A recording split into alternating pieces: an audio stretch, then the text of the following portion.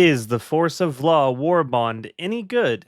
And is it worth your hard earned super credits? These are the questions we'll be answering for you during today's video, as I've personally tested all of the new gear and have all the stats behind it to share with you throughout. So let's waste no time and get into things. First, let's talk about the new armor. In the Warbond itself, we've got a light and medium armor, with a heavy armor appearing for some extra scratch in the superstore, all of which reduce the explosive damage you receive by 25%, so half as effective as fortified. But the 25% chest damage resistance that comes with it, I'm happy to report, is real damage resistance. We made sure of this with a very simple test, as you can see on screen now. It is not like how servo assisted only reduces injury health damage. It really does reduce all the damage you receive to your chest by 25%. As every enemy in the game does primarily aim for center mass, it's fair to say, with the addition of that explosive resistance taking the edge off, this armor has the most well rounded survivability of any passive that we've received thus far, making it perfect for those of you that prioritize defensive capability. Glad to see Arrowhead can still design desirable passives. They definitely were getting me a little bit worried there for a minute. The AR-32 pacifier, I'm happy to say, is a unique and powerful automatic ballistic rifle in its own right. It may only deal 50 damage and 10 ballistic damage per shot, but don't let that fool you into thinking it's weak. The rounds are medium penetrating and have a very significant level of light stun buildup per hit, causing most targets to become stunned after just a couple hits, leaving the pummeler and liberator concussive in shambles, as it becomes the de facto best supportive primary weapon in the game, able to lock down all threats susceptible to stun should they have any weak points of class 3 armor or lower. The DPS, despite its low bullet damage, is also nothing to sneeze at either. At 700 rounds per minute, that 50 damage becomes 583 DPS, putting it right between the concussive and liberator penetrator when it comes to damage. But the medium penetration and stun rounds make it feel excellent against pretty much everything outside the flesh mound, which just tanks this thing's magazines while shrugging off stun effects.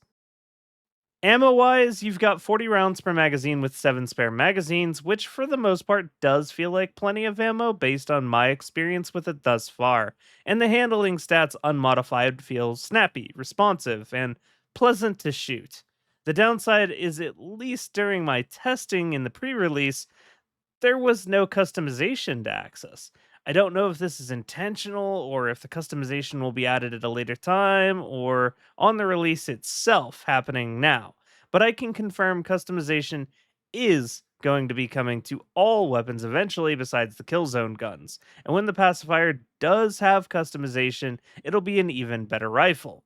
All in all, great support focused AR that will perform all on its own just fine, and will really start to shine when brought into a well coordinated team of divers against all three factions. Next, let's talk about the P92 Warrant. Swinging in from the Superstore, this thing turned out to be much more than just a ballistic pistol. This thing fires gyrojet rounds like the Dominator and is a smart pistol. By that I mean it has a guidance system that allows you to effortlessly ping fast moving targets with its 80 damage and 3 round burst medium penetrating rounds. The guidance system can also be toggled off for manual aiming, so you're not locked into only using it with the guidance system like you are with, say, the Wasp or the Spear.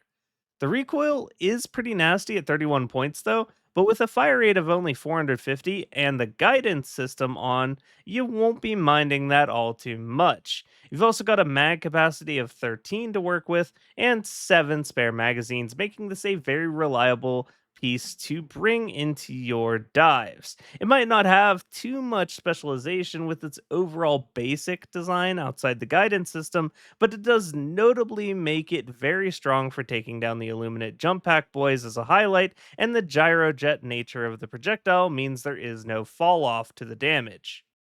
Next is the real star of the show, though. The GL-52 de-escalator rotary grenade launcher is hand-loaded with 6 rounds of arc grenades. As these deal arc damage and chain between enemies, the penetration is set at 7. penetrating all armor in the game.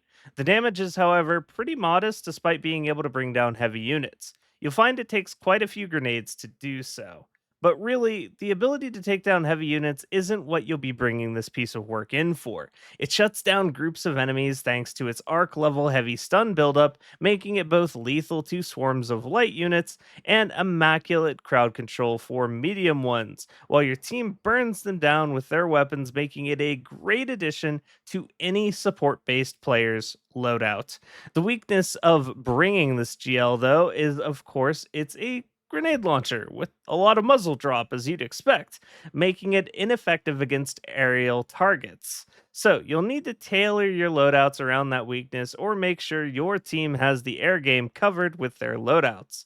The payoff for bringing it in is the ability to stop chargers, hulks, and so on dead in their tracks, and anything that can't be stunned will be heavily staggered, like the harvesters, for example. If your team follows you up, great.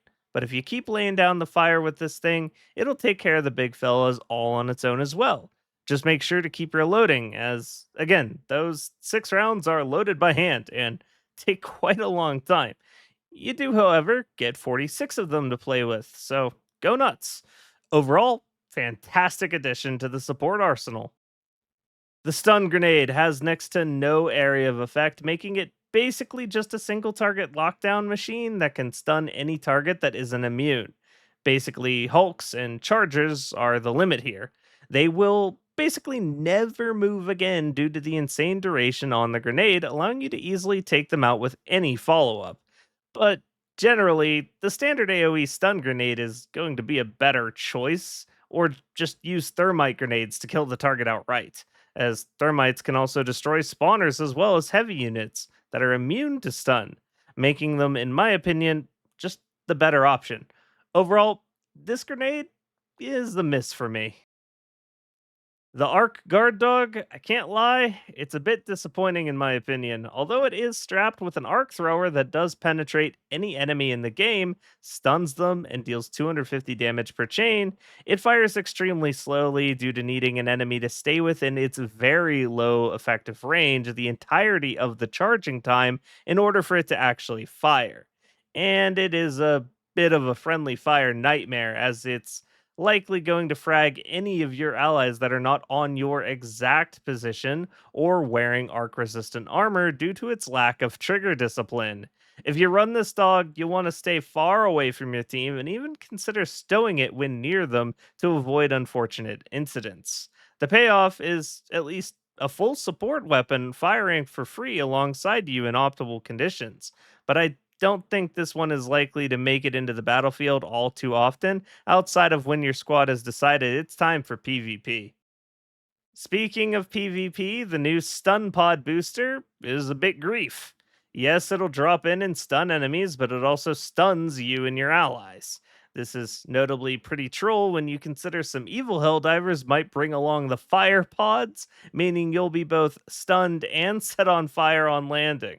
The booster is, in my opinion, a complete miss and further proof that we do, in fact, need a booster rework sometime in the near future, as even if this booster was somehow a good pick, it'd be competing with the big four regardless.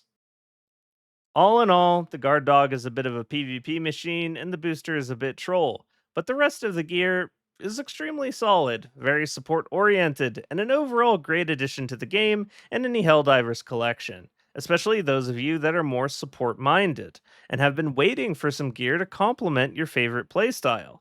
For most Helldivers, I'd give this Warbond a solid 7 out of 10. For support based Helldivers, or those of you interested in crowd control gear and specialization, it's an easy 10 out of 10 must buy. Thank you all for watching till the end. If you enjoyed the video, I'd appreciate it if you dropped a like and left a comment to let me know you're interested in my continued coverage of Helldivers 2.